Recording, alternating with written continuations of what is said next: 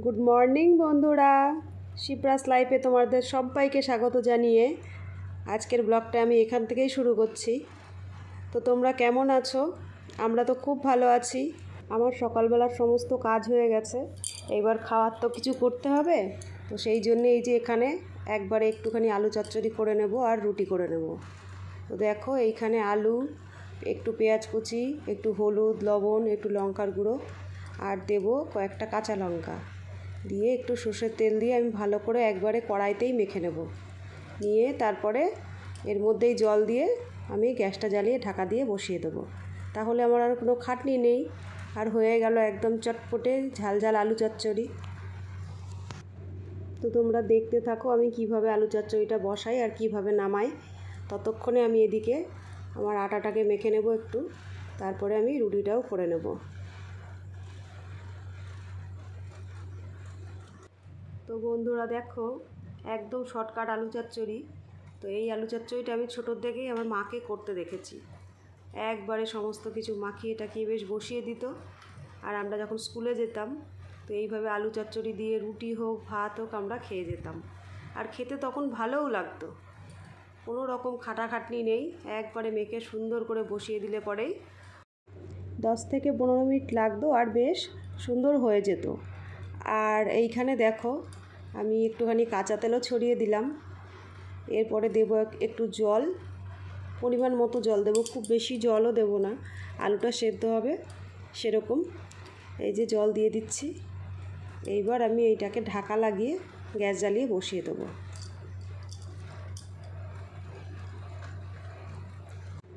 দেখো আমি গ্যাসটা জ্বালিয়ে বসিয়ে দিয়েছি। এইবার একটা ঢাকা দিয়ে দিলাম। আর এপাশে আমি আস্তে আস্তে হোক আলু চচ্চড়িটা, তারপর দেখে নেব যে কতদূর কী হলো। আর এই দেখো আলু চচ্চড়িটা আমার প্রায় হয়ে এসেছে।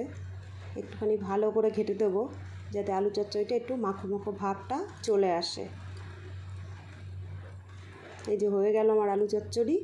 এইবার আমি আটাটা একটু মেখে নিচ্ছি, রুটিটা করে নেব।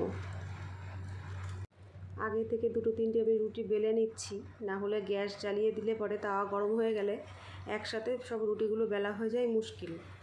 তো আমি এইখানে 3-4টে রুটি আগে বেলে নেব, তারপরেই আমি গ্যাসটা জ্বালিয়ে রুটিগুলো আস্তে আস্তে ভেজে নেব। তো এই দেখো রুটিগুলো ভাজা বসিয়ে দিয়েছি, আর আমার আলু চচ্চড়িটা তো আগেই হয়ে গেছে। রুটিগুলো করে নেব, এটা হচ্ছে সকালের টিফিন। তো মেয়েরা আর ওর বাবা রুটি খেয়ে নেবে, আর আমি রোজ যেমন খাই রোজকার মতনই আমিও আজকেও ছাতুই খাবো। তো এই দেখো রুটিগুলো ফুলছে কি সুন্দর।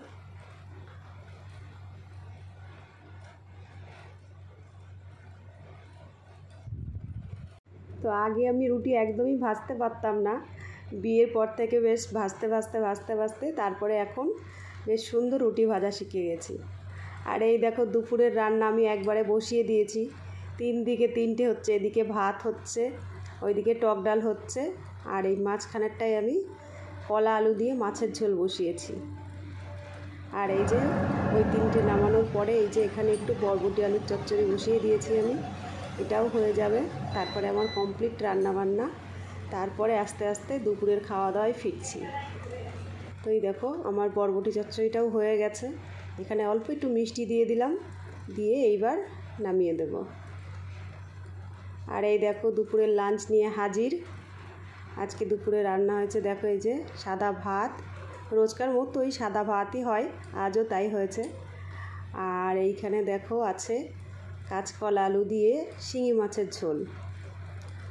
আর এইখানে আছে দেখো বরবটি আলুর চচ্চড়ি, এটা সর্ষে পোস্ত দিয়ে আমি করেছি একটু ঝাল ঝাল করে। আর এপাশে আছে দেখো সকালবেলায় আমি রুটির তরকারির জন্য যে আলু চচ্চড়িটা করেছিলাম এইখানে সেটাই কিছুটা রয়েছে, তো নিয়ে নিলাম, ডালের সাথে হয়ে যাবে। আর এখানে দেখো আমড়া দিয়ে টক ডাল। তো এই হলো আমাদের আজকের দুপুরের মেনু, গরমের মধ্যে টক ডাল আর হালকা পাতলা মাছের ঝোল।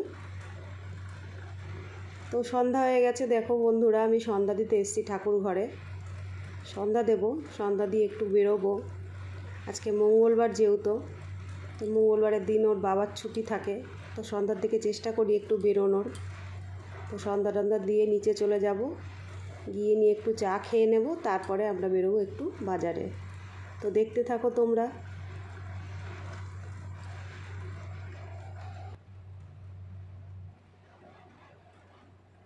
তো এই দেখো বন্ধুরা, আমি ঠাকুরের সন্ধ্যা দিয়ে নিচ্ছি। এই যে আমার শ্বশুর আর শাশুড়ির ফটো, তাদেরকেও একটু সন্ধ্যা দেখিয়ে দিলাম আমি এখানে। আর এই দেখো আমি ছাদে যাচ্ছি, বাইরে আমার তুলসী গাছ আছে, তো সেখানেও একটু সন্ধ্যা দিয়ে নিচ্ছি। সন্ধ্যার দিকে যেহেতু সারা বাড়িতেই আমি সন্ধ্যা দিই, তো ঘরের মধ্যে তো তোমাদের সবসময় দেখাতে থাকি, ওই জন্য আমি বাইরেটা একটু দেখিয়ে দিলাম আজকে। আর এই যে আমি নিচে চলে আসলাম, এসে একটুখানি বাইরে মায়ের ফটো আছে একটা, সেখানেও সন্ধ্যা দেখিয়ে নিলাম।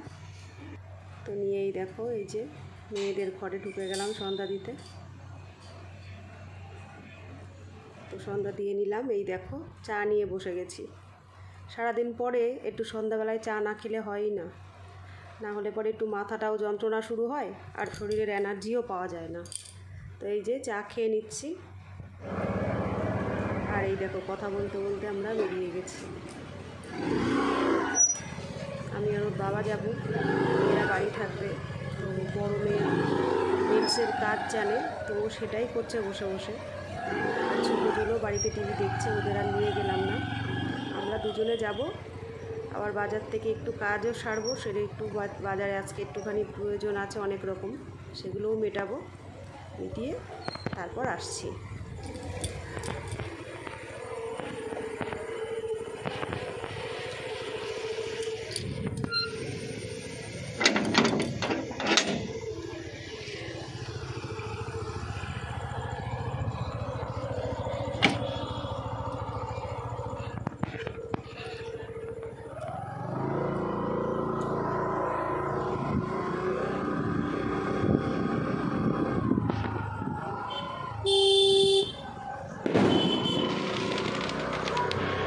দেখো আমরা বাড়ির থেকে বেরিয়ে পড়েছি রাস্তায়।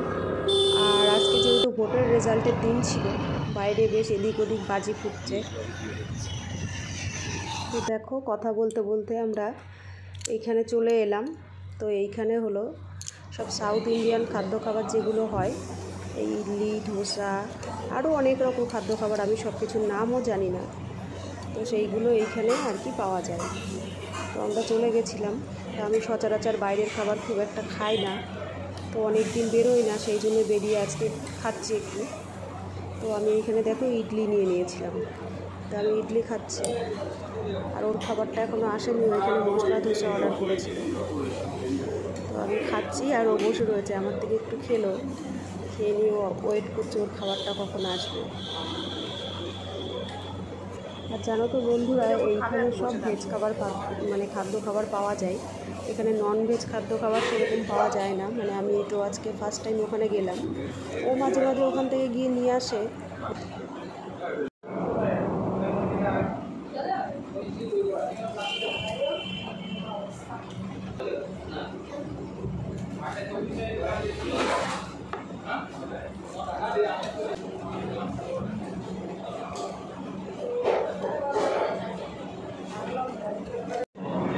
দেখো আবার নিজেরটা খাওয়া হয়ে গেছে, এবার আমি ওরটা আবার ধরে টেনে ওর থেকে নিয়ে খাচ্ছি।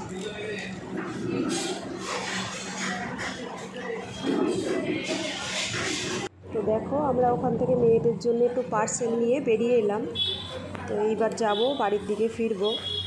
তো এখান থেকে একটু লস্যির দোকানে যাওয়ার ইচ্ছে রয়েছে, আমরা একটু লস্যির দোকানে যাব, অনেক দিন লস্যি খায় না। তো এই যে আমি একটা সুগার ফ্রি লস্যি নিয়ে নিয়েছিলাম, আর ও একটা লস্যি নিয়ে নিল। এই দেখো লস্যি আমাদের হাজির। লস্যিটা খেয়ে দেখি কেমন হয়েছে।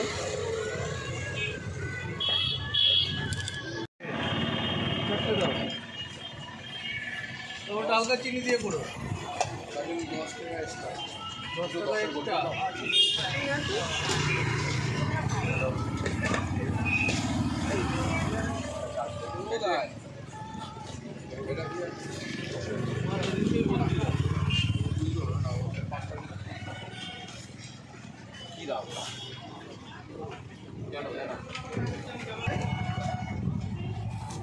এখন বাড়ি যাবে না শ্বশুর বাড়ি যাবে?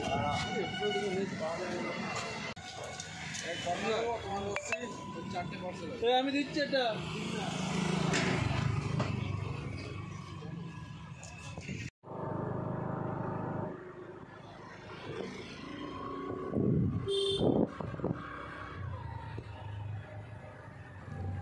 তো এই যে বন্ধুরা, আমরা বাড়ির গলিতে ঢুকে গেছি কথা বলতে বলতে। তো আমার ভিডিওগুলো কেমন লাগছে তোমরা অবশ্যই জানিও। চ্যানেলে নতুন হলে আমার চ্যানেলটা অবশ্যই সাবস্ক্রাইব করো, লাইক কমেন্ট করে দিও। আর এই যে দেখো, কথা বলতে বলতে বাড়িতে ঢুকেও গেলাম। আর বন্ধুরা, আমার এই নতুন ইউটিউব জার্নিতে তোমরা আমার পাশে থেকো, আমাকে একটু সাপোর্ট করো, যাতে আমি একটু উৎসাহ পাই। তোমাদের সাপোর্ট ছাড়া সেটা কোনো দিনই সম্ভব না, কোনোভাবেই সম্ভব না। তো ভিডিওটা আর আমি বড় করলাম না, এখানেই রাখলাম। তো তোমরা সবাই ভালো থেকো। Tata, good night.